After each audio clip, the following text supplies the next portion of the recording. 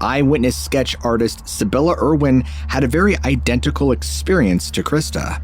From a little kid on, I was having what I thought they were just vivid dreams, with aliens in them. When you're a child, you just think everyone is, everyone's life is kind of like your life, internally, externally. If you've got parents that drink, you think everyone's got parents that drink, and that's perfectly normal, right? And I just thought everybody had, dreams of these little people vaporizing through the wall, communicating with you, the telepathic thing, being in a white room on a stretcher with, them doing medical exams on you. I just thought that they were really vivid dreams, and that was it until the real kicker came in 1987 when I saw the book Communion. It had just come out.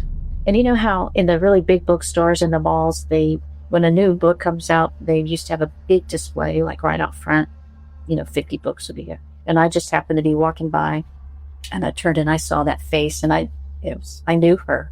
Like, I knew her instantly. It was instant recognition, and I also instantly had to find the nearest bathroom, and I ran in the stall, just started throwing up, like, violently. And I was not sick before that point. Like, the seeing that face was so disturbing to me, and that I knew who she was.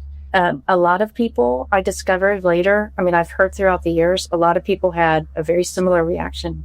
After I saw that book cover, anytime I would try to remember like how I knew her, I would just get these violent headaches, and which I had never had a problem with before. So that was odd. The only way I could get rid of them was just to go to sleep. And if I'd go to sleep, I'd wake up and it would be gone.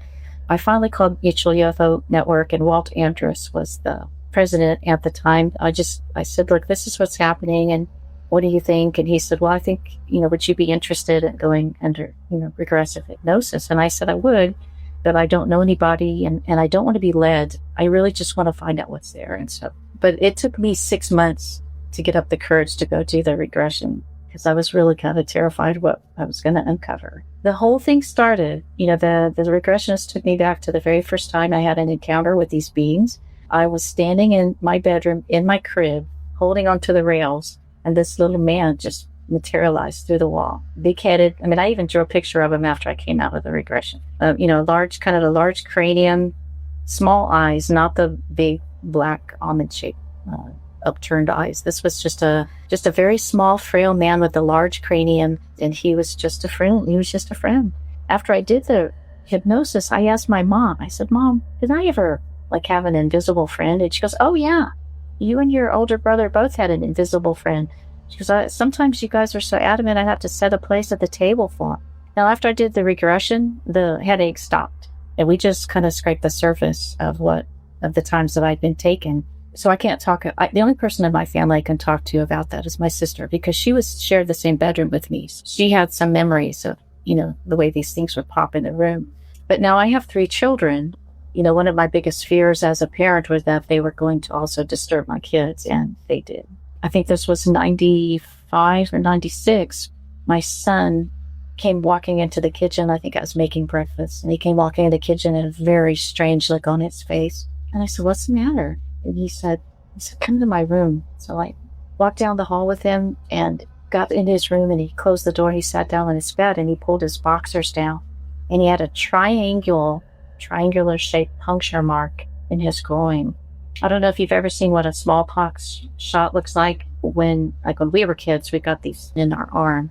I guess it was the device was round, and it had needles, like needles that were in a circle, and it was punctures. So my son had a perfect triangle with three puncture marks on his groin, and he said, Mom, what is that? And I of course I immediately thought, oh, crap. Now they're taking samples and doing stuff with my kids, still. My daughter walked in. She's 2 years older than he is. And she goes, Nathan showed her, and she left the room and went to her room. And about 10 seconds later, we heard her scream. And she had the same puncture mark on her groin, just in a different place. Krista Tilton wasn't the only one to bear witness to Dulce Base either. a special U.S. government geologist and engineer named Phil Schneider, who was involved in the construction of deep underground military bases, or DUMBs, said this. 1947 is what the public has been told. Something crashed in a backyard in New Mexico, a place called Roswell, New Mexico.